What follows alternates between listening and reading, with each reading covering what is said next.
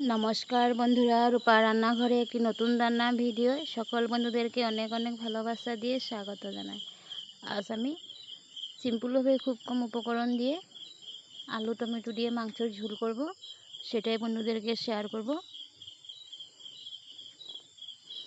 দেখুন, মাংস আলু খুব ভালোভাবে ধুয়ে নিয়েছি।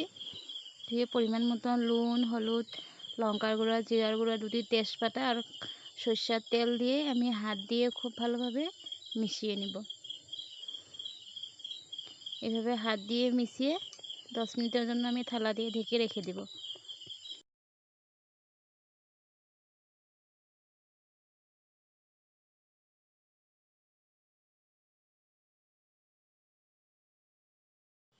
সব কিছু উপকরণ দিয়ে মাংস আর আলু মিশানো হয়ে গেছে। এখানে দেখুন, বড় সাইজের একটি পেঁয়াজ কেটে নিয়েছি, রসুন থেতলে নিয়েছি আর আদা থেতলে নিয়েছি। এখানে পেঁয়াজগুলিকে আমি ভেজে নিব।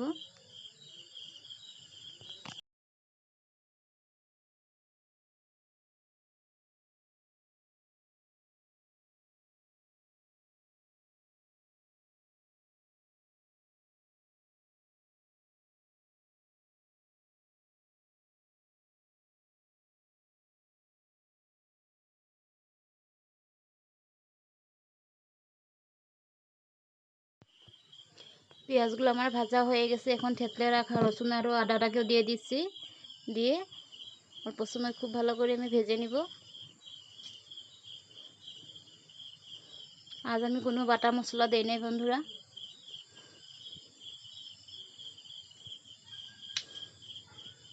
তাড়াহুড়ো এইভাবে রান্না করে খাওয়া যায়, খুব কম উপকরণেই রান্না করব। এখন এই যে ম্যারিনেট করে রাখা আলু আর মাংসটাকে দিয়ে দিচ্ছি। দিয়ে আমি খুব ভালোভাবে কষে নিব।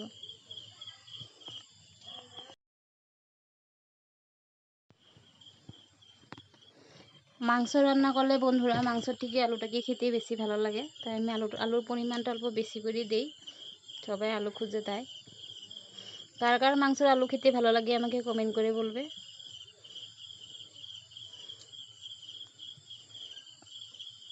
এই জায়গাটায় আমার ভিডিও করাটা বন্ধুরা ঠিক হয় না, তার জন্য আমি দুঃখিত।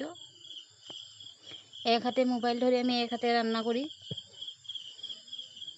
দেখুন, আমি বড় সাইজের একটি টমেটো কেটে দিয়ে দিচ্ছি। দিয়ে এখন থালা দিয়ে ঢেকে দিচ্ছি। এভাবে থালা দিয়ে ঢেকে ঢেকে আমি খুব ভালোভাবে মাংসটাকে কষে নিব।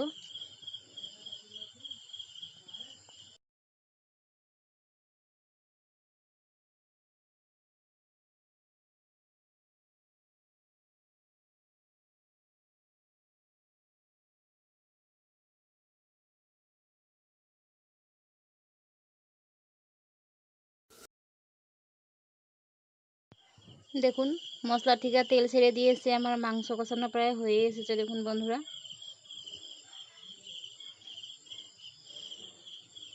মশলা থেকে তেল ছেড়ে দিয়েছে।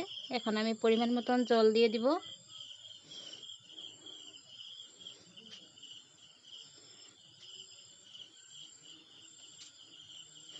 জলটা একটু বেশি দিতে হয়, মাটির উনুনে তো জলটা খুব তাড়াতাড়ি শুকিয়ে যায়। তাই দেখুন, আমার রান্নাটি প্রায় হয়ে এসেছে, নামিয়ে নিব 5 মিনিট পরে। খুব কম উপকরণে দুর্দান্ত টেস্টি একটি আলু দিয়ে মাংসর রেসিপি। এভাবে রান্না করে ভাত কিংবা রুটি, পরোটা সব কিছুর সাথে খাওয়া যায়।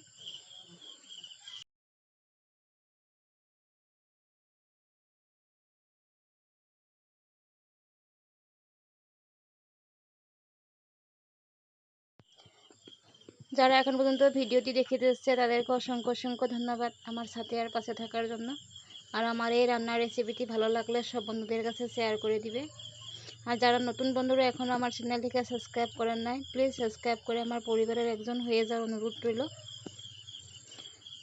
আর সকল বন্ধুদেরকে ধন্যবাদ আর নমস্কার। সবাই যেন ভালো আর সুস্থ থাকে। আমার রান্নাটি কেমন হয়েছে কমেন্ট করে বলবে প্লিজ বন্ধুরা।